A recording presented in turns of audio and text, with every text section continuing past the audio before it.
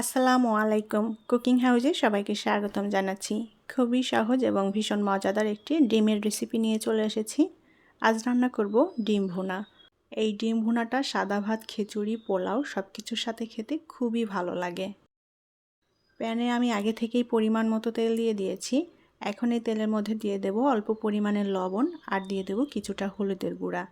তেলের মধ্যে লবণ এবং হলুদের গুঁড়া মিশিয়ে তারপরে এই ডিমগুলোকে ভেজে নেব। তেলের মধ্যে হলুদ লবণ আগে থেকে মিশিয়ে নিলে ডিমটা ভাজতে গেলে তেলটা ছিটবে না, হাতেও লাগবে না। এখন এই তেলের মধ্যে আমি দিয়ে দেব আগে থেকে সেদ্ধ করে রাখা ডিম। আমি এখানে 5টা ডিম নিয়েছি। পরিমাণে কম বেশি করে রান্না করতে চাইলে সেভাবেই সব মশলাটা নিয়ে নিতে হবে। অল্প আছে এখন ডিমটা আমি হালকা একটু ভেজে নেব। ডিমটা খুব বেশি কড়া করে ভাজবো না, হালকা লালচে কালার করে ভেজে তুলে নেব। ডিমটা আমি উল্টাপাল্টা করে দিয়ে হালকা করে ভেজে নিয়েছি। এখন তেল থেকে ডিমগুলো তুলে নেব। ডিমগুলো তুলে নিয়েছি। এখন এই তেলের মধ্যে আরও অল্প পরিমাণে তেল দিয়ে দেব। এবার এই তেলের মধ্যে দিয়ে দেব মিডিয়াম সাইজের একটা পেঁয়াজ বাটা। আদা এবং রসুন বাটা দিয়ে দেব 1 চা চামচ করে। এবার পেঁয়াজ, আদা, রসুনটা একটু ভেজে নেব যাতে এগুলোর কাঁচা গন্ধ চলে যায়। অল্প আঁচে ভেজে নিতে হবে যেন আবার পুড়ে না যায় মশলাটা। পেঁয়াজ, আদা, রসুন হালকা ভেজে নিয়েছি, এর কাঁচা গন্ধটাও চলে গিয়েছে। এখন এর মধ্যে দিয়ে দেব টমেটো পেস্ট। ছোট সাইজের একটা টমেটো পেস্ট করে নিয়েছি। টমেটো পেস্ট এখানে কেউ না দিতে চাইলে বাদ দিতে পারেন, তবে এই ডিম ভুনাতে টমেটো পেস্ট দিলে খেতে খুবই ভালো লাগে। টমেটোর পেস্ট দিয়ে আবারও একটু নেড়েচেড়ে কষিয়ে নেব। পেঁয়াজ, আদা, রসুন, টমেটো পেস্ট একসাথে ভালো করে কষিয়ে নিয়েছি। এখন এর মধ্যে গুঁড়া মশলাগুলো দিয়ে দেব।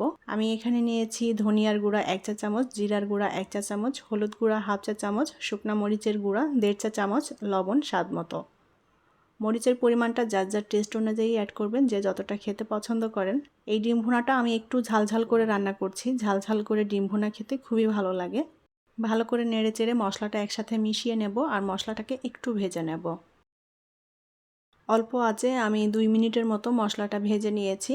এখন এর মধ্যে কিছুটা পানি দিয়ে দেব মশলাটা যাতে ভালো করে কষানো হয়। ডিম ভুনাটা আমি একদম শুকনো ধাঁচের করব, কোনো ঝোল ঝোল থাকবে না। সেই আন্দাজ মতো করে পানিটা দিয়ে দিলাম। এই পানিটা জাস্ট মশলাটা কষানোর জন্য।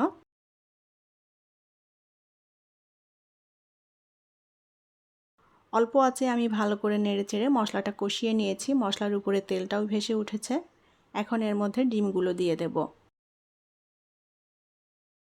ডিমগুলো দিয়ে ভালো করে নেড়েচেড়ে এখন ডিমটা ভুনা করে নেব। আর এই যে মশলাটা আছে, মশলাটা কিন্তু আমি একদম শুকিয়ে নেব। শুকনো ধাঁচের হবে এই ডিম ভুনাটা। শুকনো করে এই ডিম ভুনাটা করলে এটা খেতে কিন্তু খুবই টেস্টি এবং মজার হয়। ডিম ভুনাটা কয়েকভাবেই করা যায়, তবে এভাবেও করলে খেতে খুবই ভালো লাগে।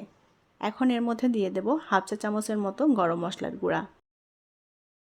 গরম মশলা দিয়ে ভালো করে নেড়েচেড়ে মিলিয়ে নেব মশলার সাথে। আর অল্প আছে এখন ডিমটা এই মশলার সাথে বেশ কিছুক্ষণ কষিয়ে নেব।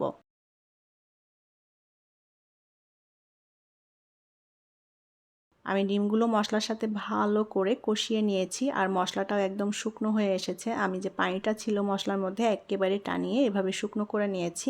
তবে এখানে কেউ যদি ঝোল ঝোল রাখতে চান সে মতো করেই পানিটা দিয়ে ঝোলটা রাখতে পারেন। তো ডিম ভুনাটা পুরোপুরি কমপ্লিট। এখন এটা নামিয়ে পরিবেশন করব। এই ডিম ভুনাটা সাদা ভাত, পোলাও, খিচুড়ি সব কিছুর সাথে খেতে দারুণ লাগে। আশা করছি ভালো লেগেছে আমার আজকের রেসিপি ভালো লাগলে প্লিজ ভিডিওটি শেয়ার করবেন। পরবর্তী রেসিপি দেখার আমন্ত্রণ জানিয়ে বিদায় নিচ্ছি। ভালো থাকবেন সবাই। আল্লাহ হাফেজ।